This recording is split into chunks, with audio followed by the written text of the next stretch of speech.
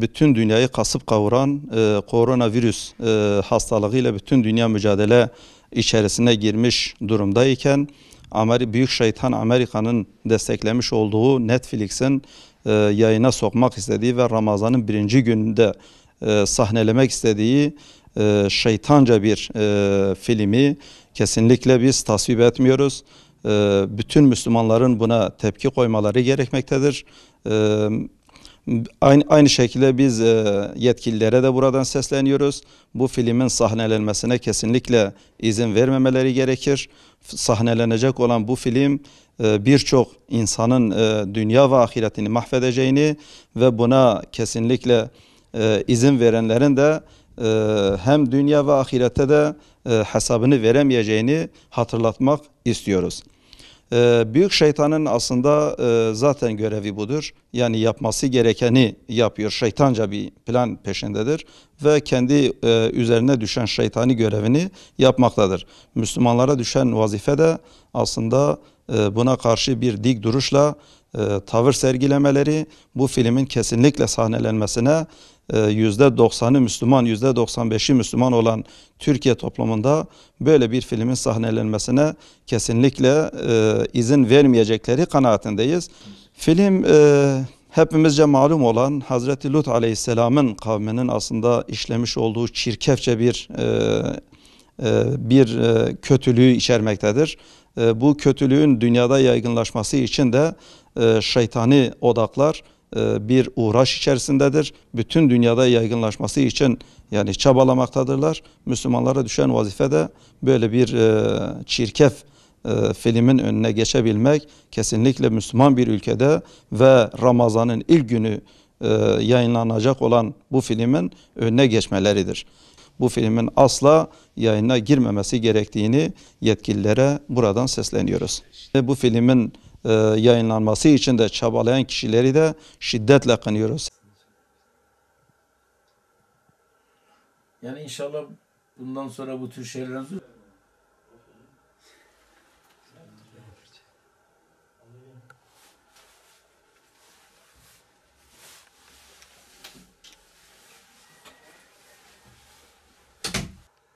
ظهر الفساد في البر والبحر بما كسبت أيدي الناس ليذيقهم بعض الذي عملوا لعلهم يرجعون.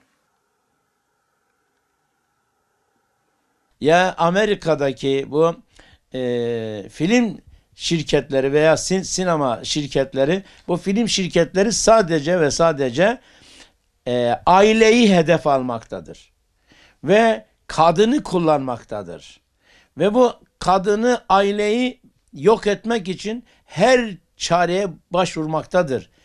Mesela televizyonlarımızdaki diziler hep aileye yöneliktir, hep gayri ahlaki.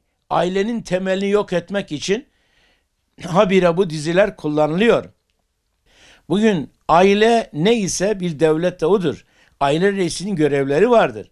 Aile reisinin görevleri olduğu gibi devletlerin ve hükümetlerin de görevleri vardır. Devletler ve hükümetler niçin vardır? Devletler ve hükümetler insanların can güvenliğini sağlamak. Sonra akıl güvenliğini sağlamak. Can olacak, akıl olacak ki bir hususta karar versin. İşte o zaman dinle ilgili olarak diyelim can güvenliği, aynı zamanda akıl güvenliği, din güvenliği ve yaşayabilmek için mal güvenliği, bugünü yarına aktarabilmek için de nesil güvenliğine ihtiyaç vardır. Hükümetler ve devletler bunu yapmak zorundadırlar. Bugünkü bu başta olan hükümet gereği gibi bu nesli korumakla ilgili görev yapmadığını görüyoruz.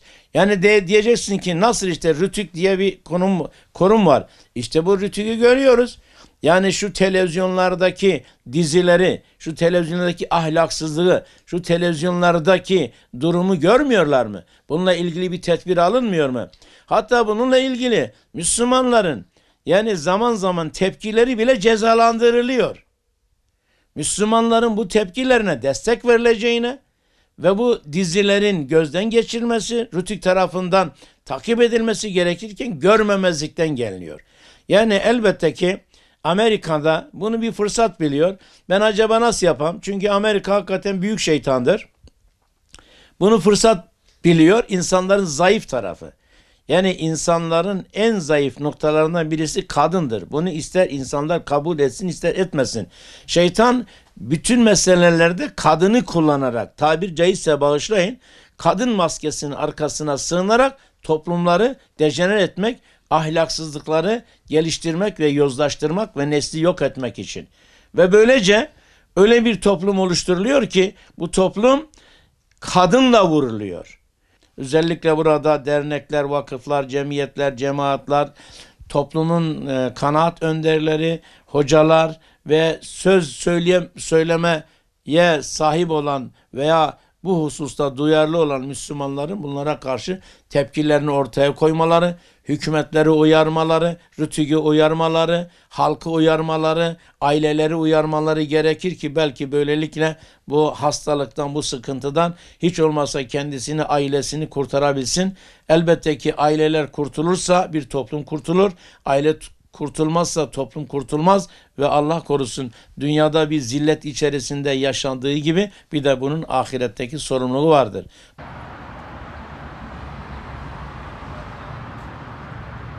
Netflix kanalının bu şekilde yaygınlaşması, toplumu ve gençliği ifsada dönük hareketlerinin gerçekleşmesi, özellikle ülkemize dönük Ramazan ayında yürürlüğe girecek olan Aşk 101'deki Osman karakteriyle ilgili bu programların muhtevasının içeriğine bakıldığında hakikaten gençliğin geleceğe dönük evlilik düşüncelerini, mefkurelerini ifsad etmeye dönük ciddi manada sorun ve sıkıntılar içermektedir.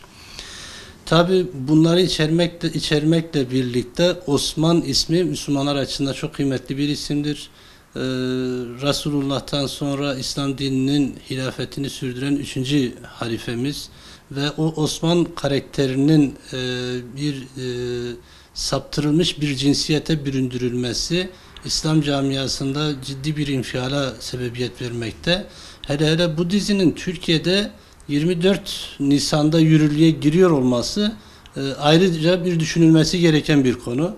Biz tarihimizden, geçmişimizden doğru anlamda bilinç ve şuur oluşturmazsak bunların saldırıları bugün Osman üzerinden, yarın Ali üzerinden, bir başkası programda Ömer üzerinden ve bizim topluma hakikaten yön vermiş, gelecek planlamasında bir düstur oluşturmuş insanlarımıza maalesef saldıracaklar. Türkiye'de 1.500.000 Netflix abonesinin 2019 verilerinde kayıtlı abonesinin olduğu ifade edilmektedir. Yani neslin güvenliği bizlerdeki geçmişten günümüze devam ede gelen bir evlilik müessesesi, bir aile müessesesi ve bu aile müessesesi üzerinde toplumun neşr-ı nema bulması müessesesini şu an kirletmek amacını taşıyorlar.